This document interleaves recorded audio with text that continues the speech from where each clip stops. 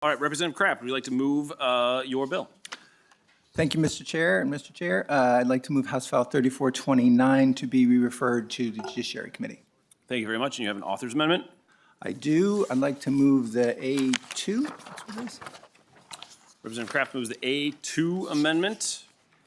Which is, the A2 will get the bill in the shape that I would like it, and briefly, it expands the offenses to which an intelligent speed assist would be required. There's some technical changes. It clarifies some expectations around rulemaking and adds a liability section to make it clear that auto manufacturers or retailers aren't liable for issues caused by the ISA devices. Thank you very much. Any questions on the A2 amendment? Seeing none, all those in favor? Aye. Anyone opposed? The amendment passes.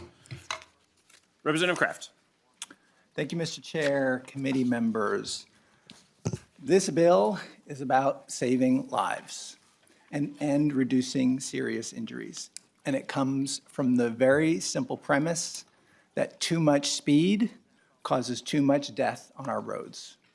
About 30% of the deaths on our roads are primarily caused by speed.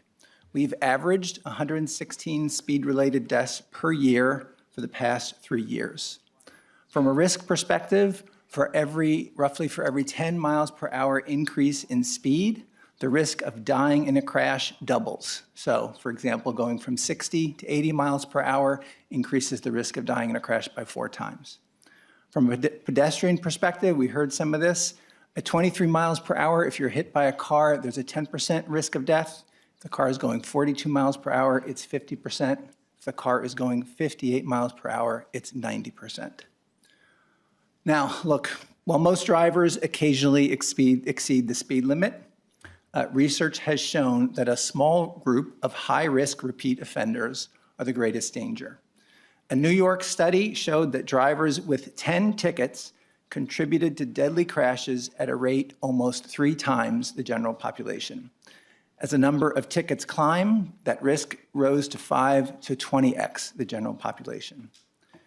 So this pattern of a few repeat offenders causing a disproportionate amount of death and injury is very similar to DWIs.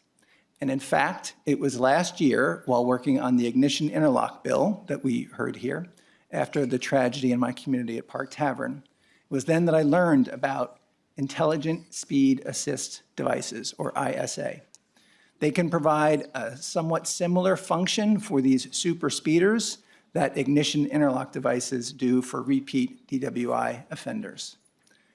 At a very high level, the bill requires those that drive egregiously fast or habitually speed to have an ISA device installed in their car for a period of time, and that period of time increases with the number of offenses they commit.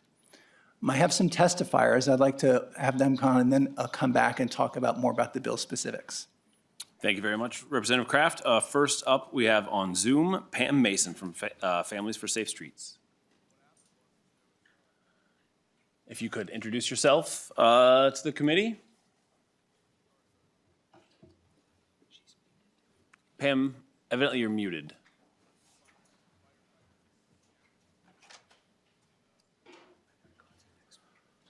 All right, we'll come back to you, Pam. We've got Sarah Rizzer, also from Families for Safe Streets on Zoom. Sarah?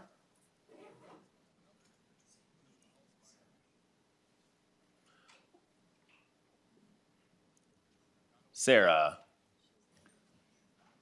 I see. There you go. We'll come back to you, Pam. We've got Sarah Rizzer, we've got a delay. Perfect. Sarah, you're on.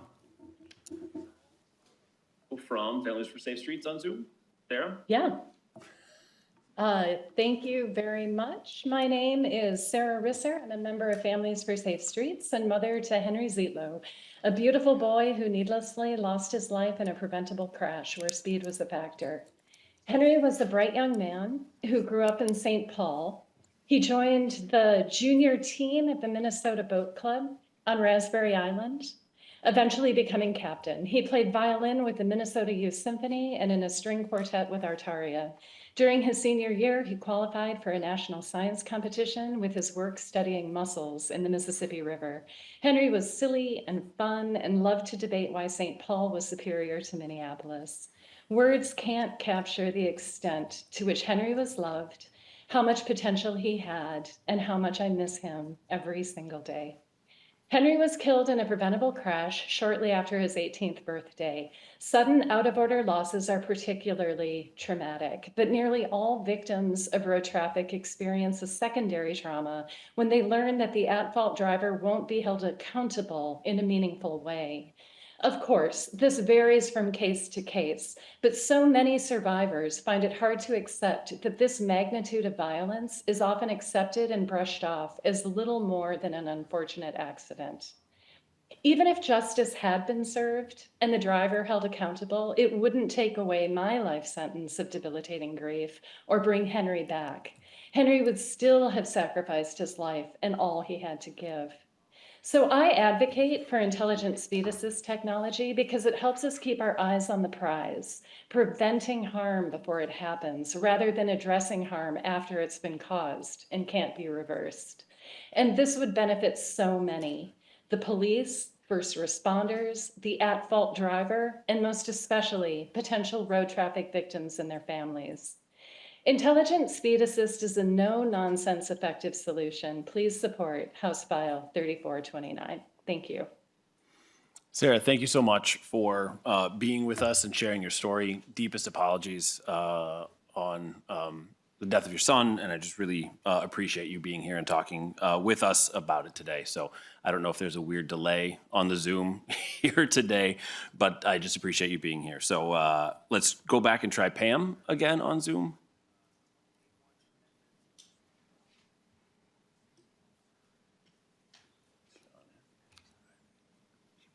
Okay, Pam, we'll come back to you at some time, so we'll just try and connect there. So Julie?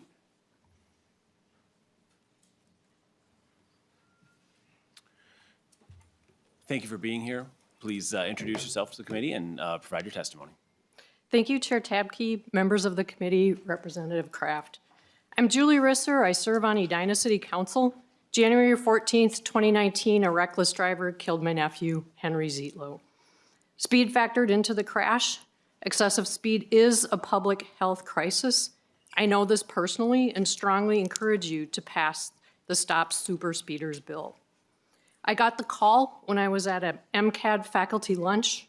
I walked away from the table, away from my colleagues, into an exhibit space. There, my world changed. There's been a crash. We lost Henry.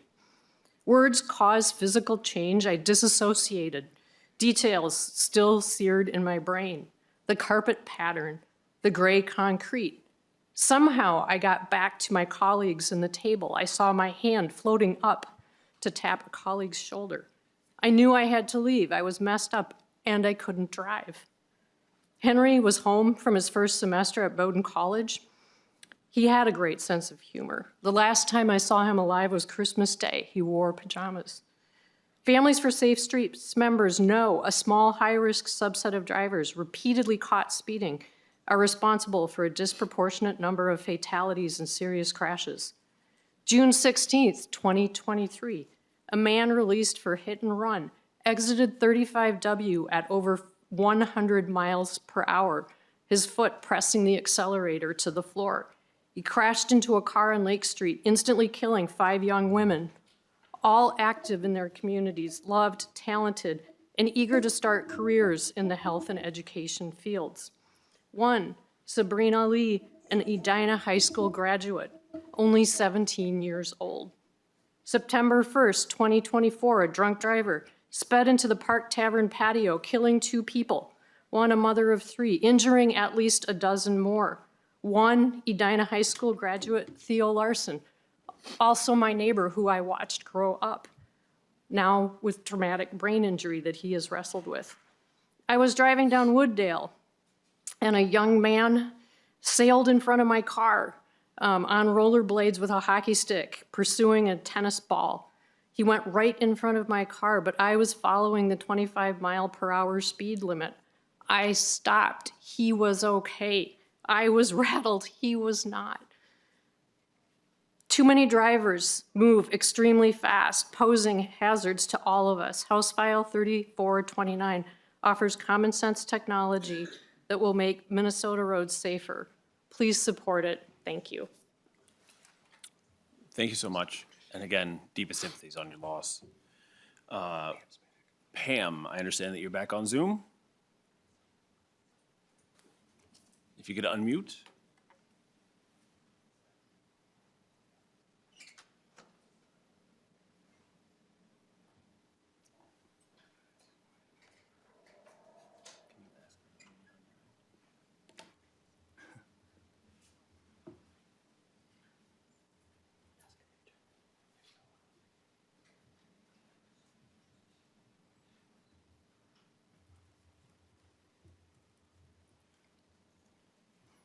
Pam or Nicole, can you unmute and speak? There. Pam, it looks like you are unmuted there. If you could just begin your testimony.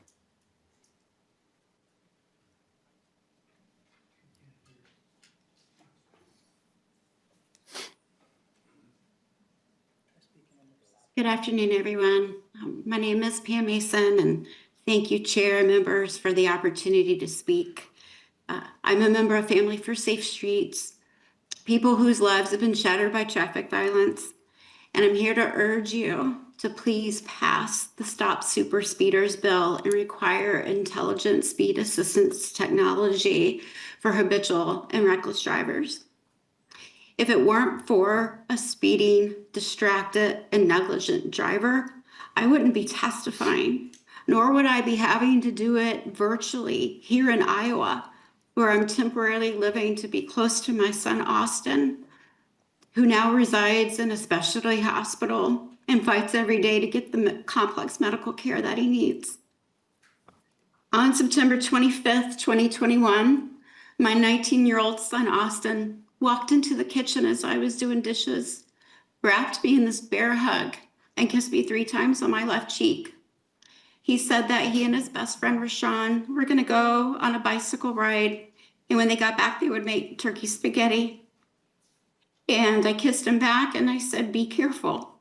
And he said, "Mama, I always am. I got the best mama."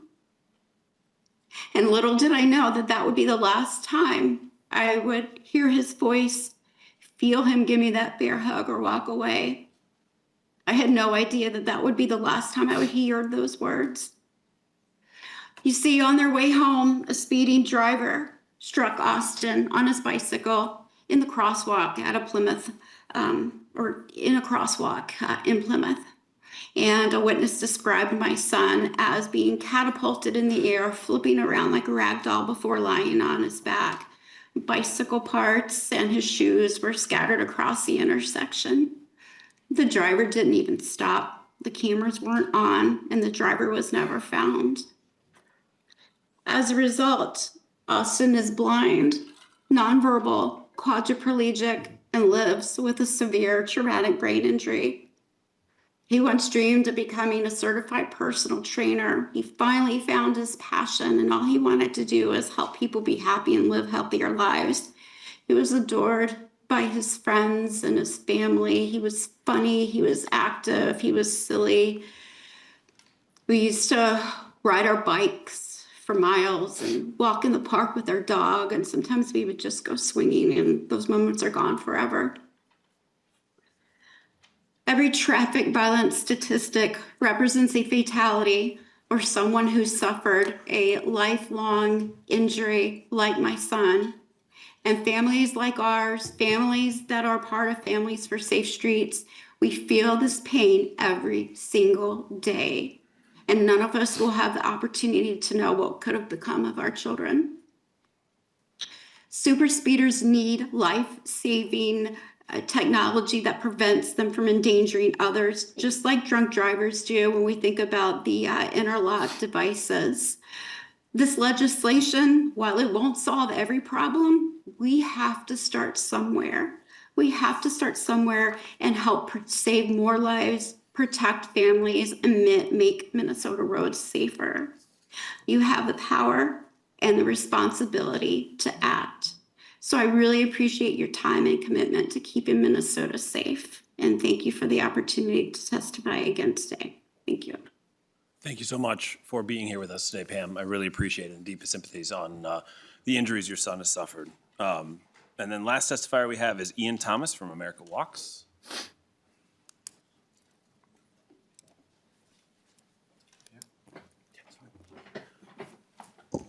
Please introduce yourself for the committee and begin your testimony. Yes, good afternoon, committee members. Thanks for the opportunity to speak.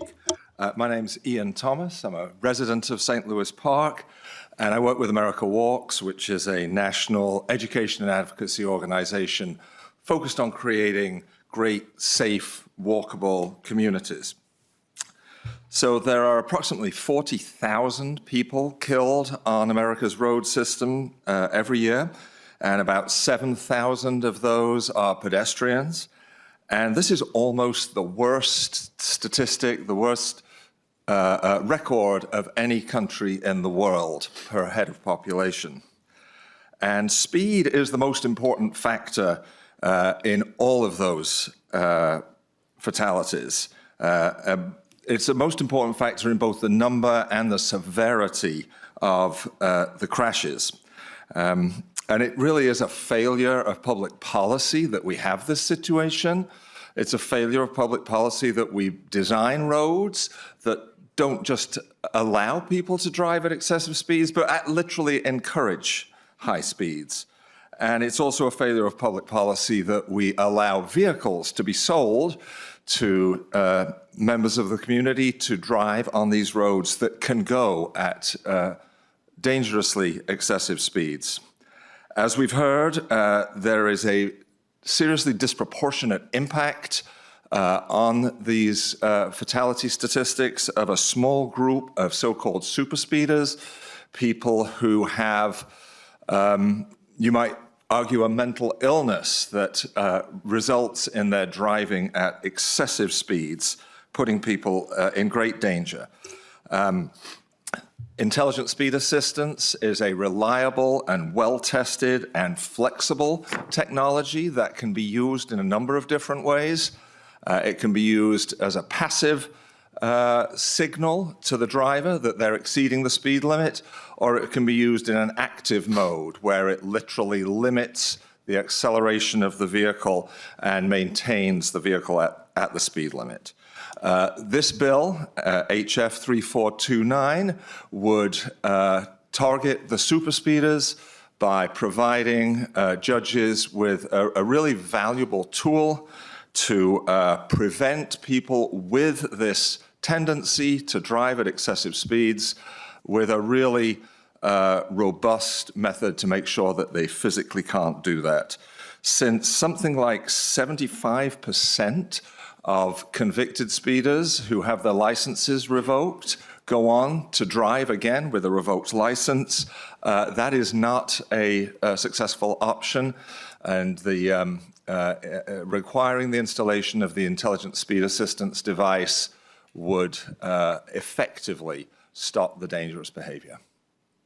Thank you very much. Appreciate it. Representative Kraft, do you have anything to add before we go to questions? Yeah, if I could. Thank you, all the testifiers. Briefly on the bill, key things there is a one-pager here that you should look at, but key things to point out. Section 3 creates the offenses where an IISA device will be required to drive. It's 30 miles per hour over a posted speed limit or 100 miles per hour, unless the posted speed limit is 35 miles per hour or less, in which case it's 20 over that. It's if you go 20 over in a work zone or a school zone. Section 4 shows the length of time that the use of an ISA device will required, and it increases by the number of offenses. Section 6 describes the ISA program, including definitions, program provider requirements, a requirement to have a reduced fee program for lower income individuals, very similar to the Ignition Interlock program. Section 7 is the appropriation language. It is in there. We have left it blank. It will come out of the driver and vehicle services operating account. There's no general fund impact. The fiscal note did come out today, and so my intention is to, wherever that winds up, to have that exact number be put into the appropriation language. With that, I can take questions. I also thought it might be good, the Office of Traffic Safety Director, Mike Hansen, is here, and he's got a lot of background in this, so I thought I might ask him to come up and talk a little bit about the technology and some of the potential benefits for it. Yeah, that'd be great. Yeah. Good to see you. Good afternoon, Mr. Chair, members. Happy to answer any questions that I can related to the topic at hand. I think this is something that is ripe for discussion. I think it's a step in the right direction. Some of you may have heard some of my comments in the media in the past when we talk about speed. As Representative Kraft alluded to earlier, speed is the one thing that makes every bad decision, every mistake behind the wheel worse. Simply because speed is energy, energy causes damage, damage results in injury and death. As I sit here today, if there was if I had the magic wand, if I could solve one traffic safety challenge for Minnesota, and actually for the country today, it would be speeding. Because, like I said, it makes everything worse. When you combine speeding with impairment, with distraction, and with not putting a seatbelt on, all of those things are absolutely catastrophic. And the technology that we're talking about today is well developed. It's been actually around for many years. If you talk to our folks in the commercial fleet business, many of the semi trucks that you see running down the road in large fleets today have actually been using this type of technology for years. And so I think the time for the discussion and the exploration is really ripe today. And if you could get your name on the record for me, I would appreciate it. I'm sorry, I told myself to do that right away. And I failed Mr. miserably Chair, on my members, first bill being My heard. name is Mike Hansen, and I have the privilege of serving as the director for the DPS Office of Traffic Safety. Thank you, Director. Any questions for Director Hansen? No? Representative Jones? Oh, hold on to it for just a second then. Chair Koznick. Thanks for bringing this topic forward. It is something very worth us discussing. There's a lot of questions, so hopefully we have time. Just generally, the mechanism, I have questions, and I'm just going to put them out there. Maybe the author, Representative Kraft, can help, or others. The amendment took a lot of what was prescribed originally, so it's taken stuff out of our hands in terms of what the bill does and puts it into rulemaking. So I think that maybe that might be a lot of my answers. But how does this bill going to work in terms of how much does it cost the participant? You get an excessive speeding ticket, you get this option for you. How much will it actually cost? Do we know that? How much? What is the discount for the indigent person section? And then how many people does this actually affect? Why isn't the current law working? We're on line 1.4, I believe, in that section, or excuse me, 1.12. It starts, by driving in excess of 100 miles per hour is revoked for 6 months. That's stricken, and then you're replacing that, if I understand basically what we're doing, right? Why isn't that working necessarily? And do we know how many speeders there were, like, pre-COVID in 2018, and then in the last 2 years, 23 and 24, do we know how many excessive speeding people are there that this would affect? So threw a lot at you, just the sake of time. That was a lot. But if you could kind of, address the, how the bill is going to work and those kind of questions for us, and I know my members have other questions too. Yeah, Chair Koznick, were those questions were any of those for Director Hansen? I don't want to keep him up there if he's not. Well, Director Hansen might be able to tell us how many, what the recent excessive speeding tickets were like in the most recent years, pre-COVID, and then to now. So how many people this would affect, and then the author can direct them to right. whoever's best qualified to We'll start with talk to Representative those. Kraft. Mr. Chair, Representative Koznick, I don't have the fresh numbers in front of me, but what I can tell you from previous testimony and previous looks at that data, pre-COVID, across the state, just speaking with the State Patrol, they would issue between 400, 450 tickets a year for somebody exceeding 100 miles per hour. Post-COVID, that number doubled and then some beyond that to well over 1,000 violations a year. And that's just the state troopers out there that are reporting those numbers. We've seen some declines in that, from what I'm understanding anecdotally, talking with the patrol and with our other law enforcement partners out there. But we still have a tremendous issue with those super speeders out there. And certainly those ones over 100 miles an hour, they certainly grab those attention. But I'm aware of several instances in cities where vehicles are being clocked at 70, 80 miles an hour in 30-mile-an-hour zones. And those types of behaviors just are continuing. When COVID came along, a lot of bad habits developed because the roads opened up and there was a lot more lane space to use and abuse. And quite honestly, some of those habits have just outlasted the pandemic and continue to plague us today. Representative Kraft. Thank you, Mr. Chair and Chair Koznick. I have some other specific data from 2024 that I got from DPS on this. At that time, 539 for speed in excess of 100 miles per hour and 1,352 35 miles per hour or greater, right? The other piece to this is that if you look in the fiscal note, it talks about the number of individuals I think that this will address, and it says roughly 13,000. This also addresses people that habitually speed, that get 3 speeding tickets in 12 months. And that would also count as a offense that would be subject to an ISA guideline. You talked about cost. This doesn't address traffic ticket cost. This is trying to address, as with the ignition interlock bill, it didn't address the criminal penalties. This doesn't address that. This tries to address getting at a way of addressing behavior. The approach of 6 months suspension of license, what we've seen in both this space and the ignition interlock, people that have their license suspended very often will drive anyway, to the tune of roughly 75%. So what this says is rather than crossing our fingers and hoping that they're not going to drive, we're going to say, look, your license is revoked.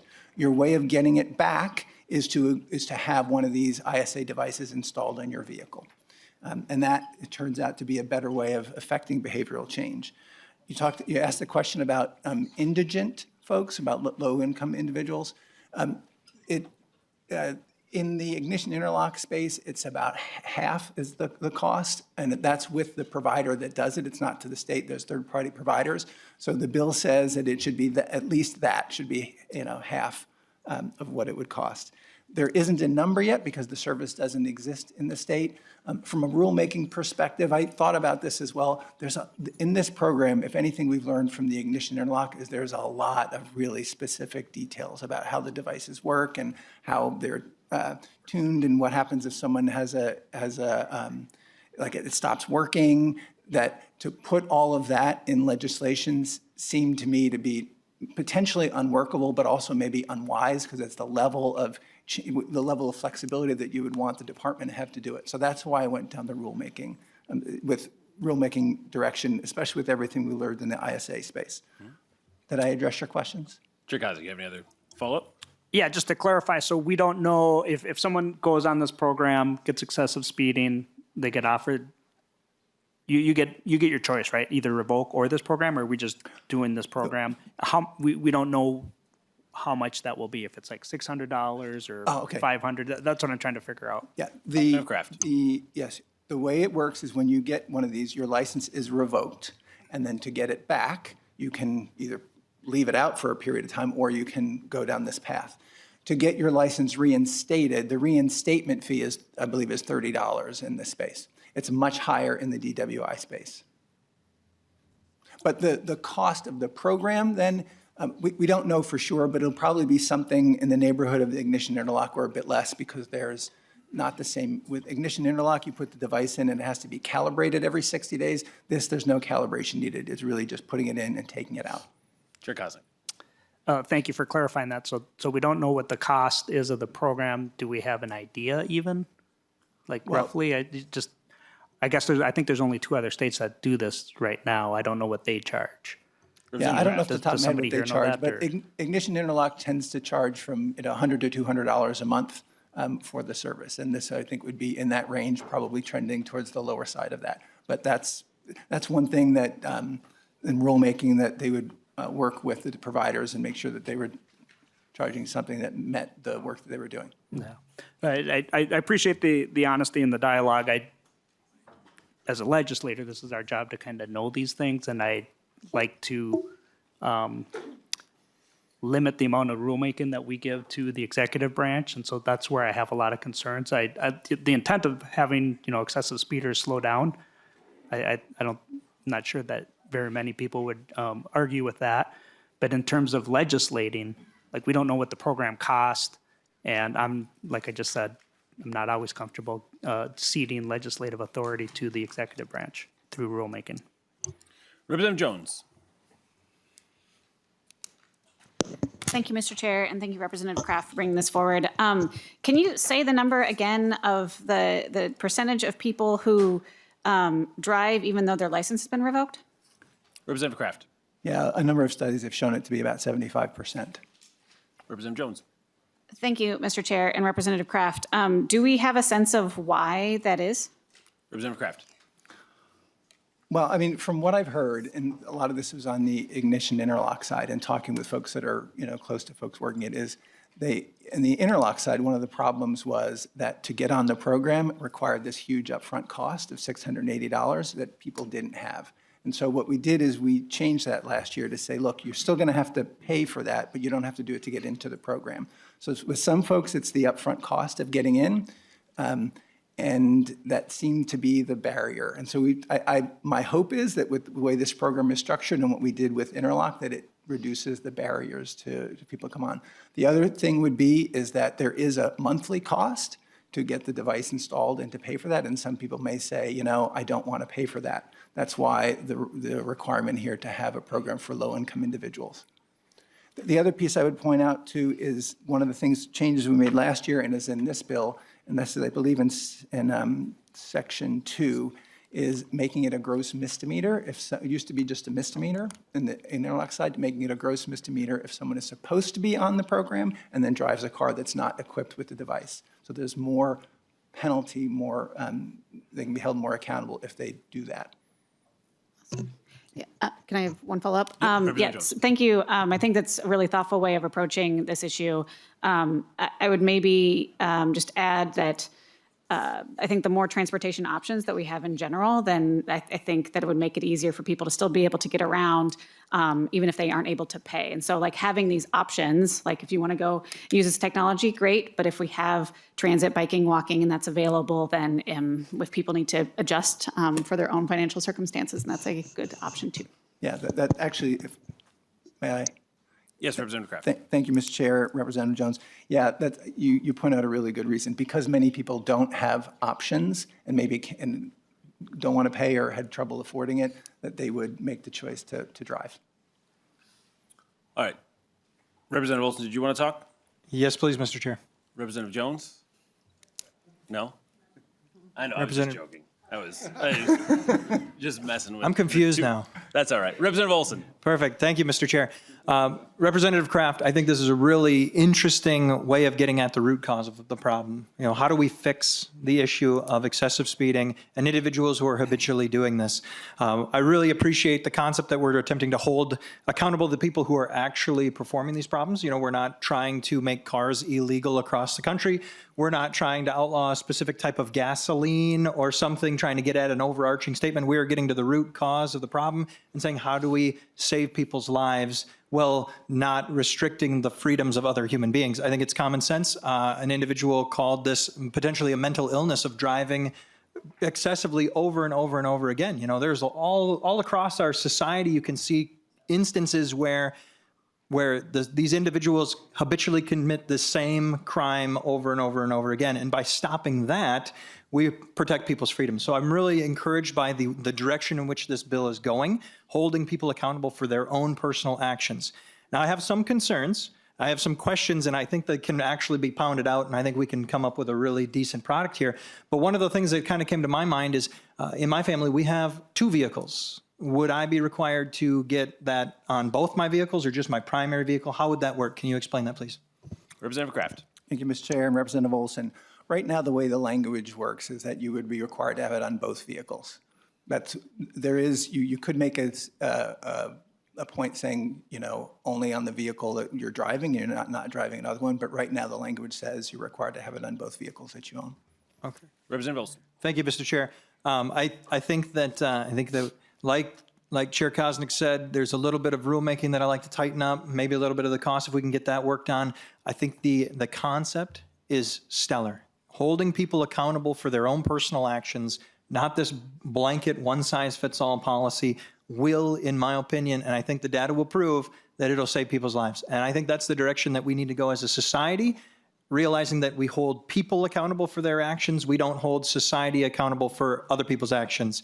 I can't tell you how many push-ups I've had to do in the Army because someone ruined it for me, and I'm tired of that.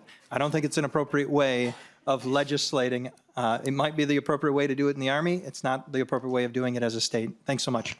Representative Murphy. Thank you, Mr. Chair. Thank you, Representative Kraft. My question is just a little bit about the 75% of people that reoffend or drive, again, that drive when they don't have a license. Do you have any statistics that tell us how many of the people reoffend with that same action? I mean, how many people drive fast again? Do we know that number? Representative Kraft. Yeah, thank you, Mr. Chair, Representative Murphy. In this space, I don't have the specific data on this, but there was that New York study that said that people reoffended were much more likely. And certainly in the DWI space, it was really stark that as soon as you did it a second time, like most people, if you get caught once doing it, like, oh, dang, I did it, and learn, and most people don't reoffend. But the person that goes and does the second offense is one that's more likely to keep doing it.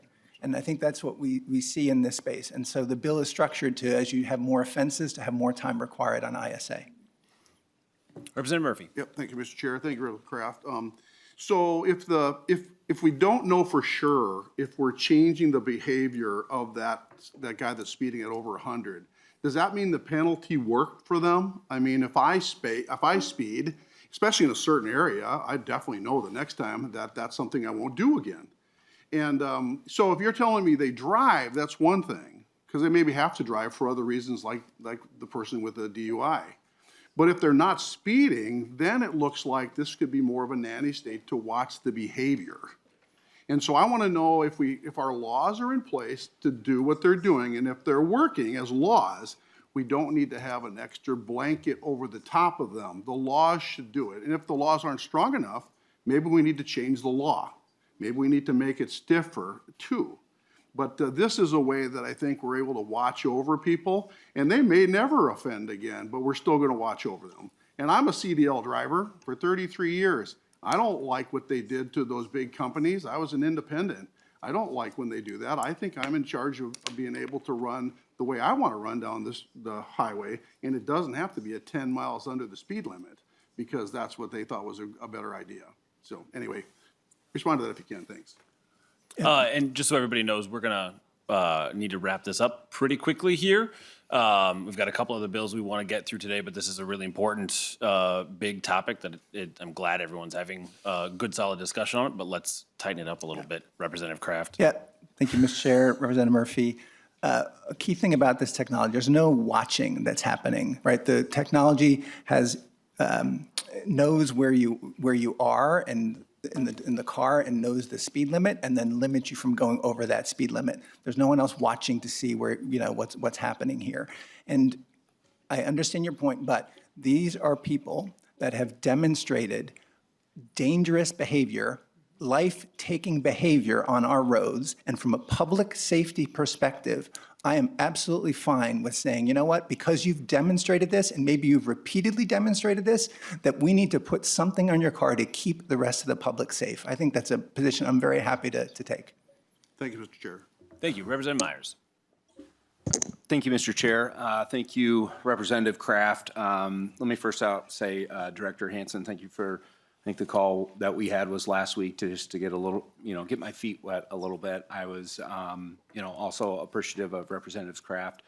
Previous work and this work, I know we've had several conversations back and forth, and even this weekend, trying to work on some of this language. I do, again, appreciate the steps you took with the amendment, adding some of the stuff in there. My hope is that we can continue to have these conversations.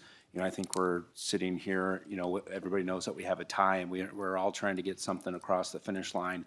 Don't know what that version's going to look like, but my hope is that we can continue, working forward, to get something in place. Thank you. Representative Anderson.